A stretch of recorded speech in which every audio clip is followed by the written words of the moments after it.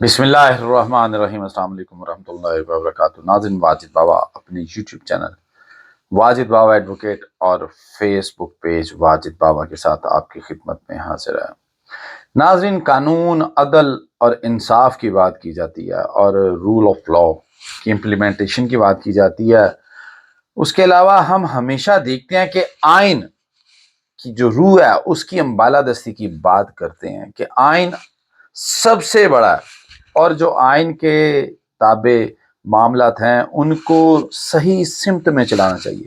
کوئی بھی ادارہ کسی بھی لیول پہ ہو، خواہ وہ پارلیمنٹ ہی کیوں نہ ہو، اگر وہ کوئی ایسا آرڈر پاس کرتی ہے جو کہ خلاف قانون ہے، خلاف آئین ہے، آئین کے منافی ہے، تو پھر لا اپنا ڈیو پروسیس لیتا ہے، اور لینا بھی چاہیے، کیونکہ ملک پاکستان میں آئین پاکستان ہر شخص کی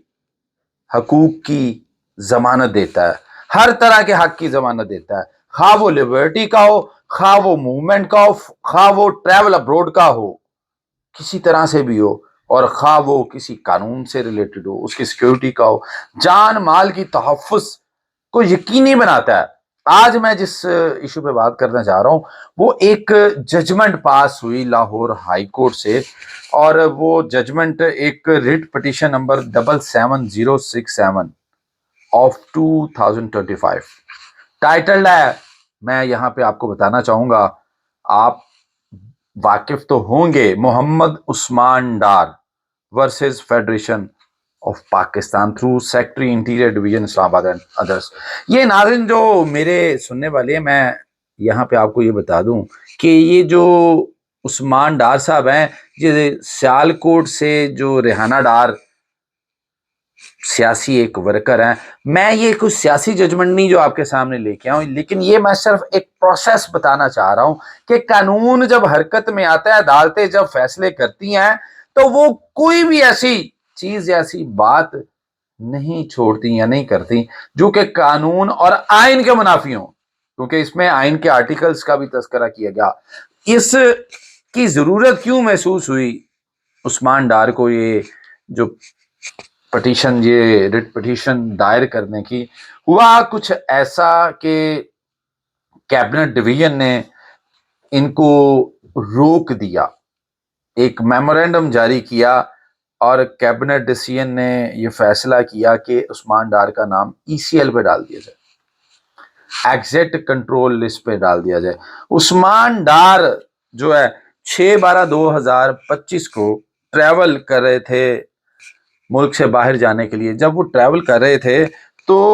سیالکوٹ ایئرپورٹ پہ پہنچے۔ جب وہ سیالکوٹ ایئرپورٹ پہ پہنچے تو انہیں اتھارٹیز نے، امیگریشن حکام نے روک دیا اور انہیں بتایا کہ پریویس 5/12/2025 کو ان کا نام ایگزٹ کنٹرول لسٹ پہ ڈال دیا گیا ہے۔ بات یہ ہے کہ کیا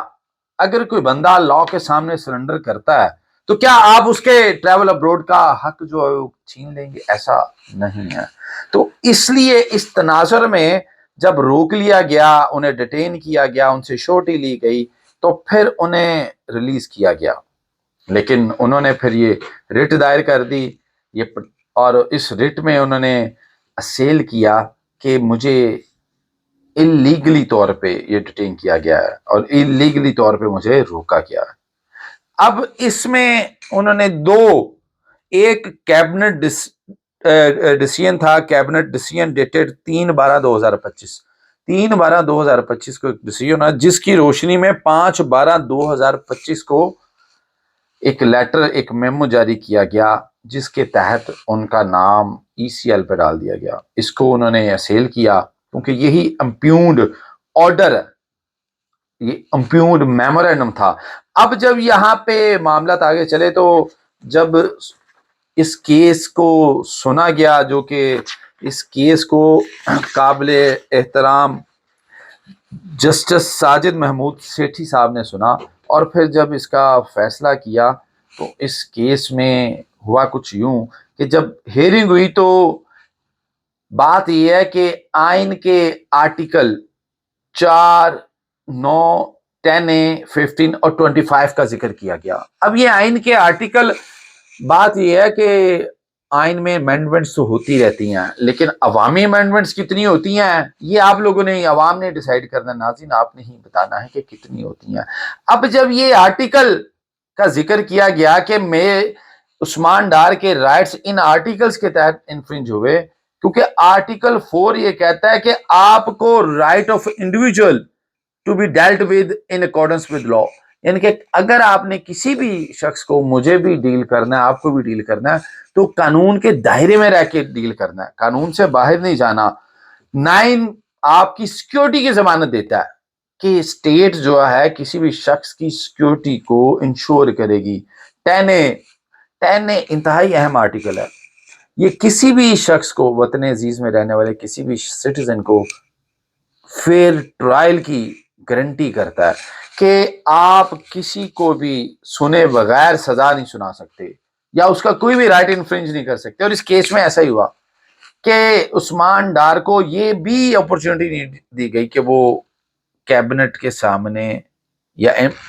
انٹیریئر منسٹری کے سامنے انہیں بلایا جاتا، وہ پیش ہوتے اور پھر انہیں بتایا جاتا کہ آپ کا نام ECL پہ کیوں ڈالا جا رہا ہے۔ جب آپ انہرڈ ہوتے ہیں تو ایپیکس کورٹ عدالتیں کہتی ہیں ہماری یہاں پہ قانون کہتا ہے کہ کسی کو بغیر سنے آپ اس کا رائٹ غصب نہیں کر سکتے۔ اور پھر آرٹیکل 15 کہ آپ کسی کی موومنٹ جو فریڈم آزادی ہے وہ بھی نہیں آپ روک سکتے۔ اور پھر 25 میں ایکویلٹی آف سٹیزن کہ تمام شہری ایکول ہیں، خواہ وہ کوئی وزیر اعظم ہو یا عام شہری ہو، وہ کوئی سیاستدان ہو یا کرکٹر ہو، تو ہر شہری کو ایکول رائٹس میسر ہیں۔ اب ہوا ایسا کہ جب جو اس کی بیسس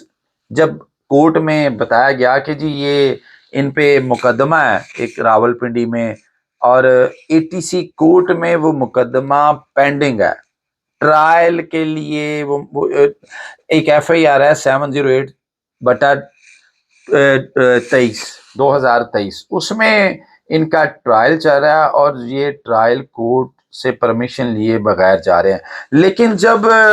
کورٹ میں ہیئرنگ ہوئی تو کورٹ کو بتایا گیا، عثمان ڈار کے کاؤنسل نے بتایا کہ جی ہم نے باقاعدہ طور پہ ATC کورٹ سے پرمیشن لے رکھی ہے آلریڈی، اور یہ ہمیں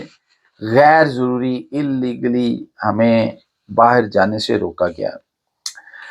اچھا یہاں ایک انٹرسٹنگ فیکٹ میں آپ کو بتاتا چلوں کہ اس سے پہلے ان کا نام PINL میں بھی ڈالا گیا۔ جب PINL میں ڈالا گیا تو وہاں سے بھی ان کا نام نکال دیا گیا۔ جب ان کا نام نکالا گیا تو یہ اس کے بعد تقریباً یہ 9 ٹائمز، یہ 9 دفعہ جو ہے نا پاکستان سے باہر گئے اور واپس بھی آئے اپنے شیڈول کے مطابق۔ جیسے جیسے انہوں نے عدالتوں سے اجازت لی باہر جانے کی، اسی طرح یہ واپس آئے اور انہوں نے تمام عدالتوں کو فیس کیا، کورٹ میں یہ پیش ہوتے رہے۔ ایسا نہیں ہوا کہ یہ ایبسکاؤنڈر ہو گئے، انہوں نے عدالتوں سے بھاگنے کے لیے یہ معاملات کیے یا عدالتوں سے بھاگ گئے۔ تو یہ جب ریکارڈ میں رکھا گیا تو یہ کنڈکٹ بتاتا ہے کسی بھی شہری کا کسی بھی صورتحال میں۔ تو جب یہ کنڈکٹ دیکھا گیا تو پھر عدالت نے یہ فیصلہ کیا کہ یہ تمام حقائق دیکھتے ہوئے کہ انہوں نے آلریڈی کورٹ سے ATC کورٹ سے باقاعدہ پرمیشن لے رکھی ہے کہ یہ عدالت سے پرمیشن لے کے ابراڈ جا رہے ہیں، اور جتنے دن کے لیے جا رہے ہیں ان کے پاس ریٹرن ٹکٹ بھی موجود ہے، اور آلریڈی یہ 9 دفعہ گئے اور 9 دفعہ واپس آئے۔ تو عدالت نے اس میں بہت ہی بڑا اور بہت ہی اہم فیصلہ ایک دیا کہ کسی کے بھی جو رائٹ کو صرف اس بات میں انفرنج نہیں کیا جا سکتا کہ اس کے پاس آلٹرنیٹ ریمیڈی موجود ہے۔ آلٹرنیٹ ریمیڈی اگر ہو تو آلٹرنیٹ ریمیڈی ایسی نہیں ہونی چاہیے کہ آپ جس آلٹرنیٹ ریمیڈی پہ جائیں تو وہ آلٹرنیٹ ریمیڈی آپ کی بات ہی نہ سنیں، اور اگر کسی ادارے کے پاس کسی بھی طرح کوئی حق ہے کہ وہ انہیں روک سکتا ہے لیکن وہ انلیگل یا ان لافل یا اس کے حقوق کے منافی نہیں ہونا چاہیے، تو اس میں ان کا نام ایگزٹ کنٹرول لسٹ سے ہٹانے کا حکم دیا گیا، اور عثمان ڈار کو جو ہے نا ملک سے باہر جانے کی اجازت بھی دی گئی۔ تو یہ ناظرین، یہ آپ کے سامنے اس لیے یہ ججمنٹ رکھی ہے کہ کس طرح قانون کو ہاتھ میں لیتے ہیں ادارے، اور پھر کس طرح ہماری عدالتیں انصاف کرتی ہیں، کیونکہ یہ ایک آئینی پٹیشن تھی، کانسٹیٹیوشنل پٹیشن تھی۔ اور جب آئین کی بات کرتے ہیں تو ہم ہمیشہ کہتے ہیں آئین میں آپ جتنی مرضی ترامیم کر لیں، جیسی مرضی کر لیں، لیکن آئین آئین ہے، آئین پاکستان کے تحت ہی، آئین پاکستان کے تابع ہی آپ نے چلنا ہے۔ کیونکہ اگر کسی چیز میں آج آپ نے کوئی امینڈمنٹ کیا ہے تو آنے والے وقت میں وہ امینڈمنٹ انڈو بھی ہو سکتی ہے۔ اپنا خیال رکھیے گا، اللہ نگہبان۔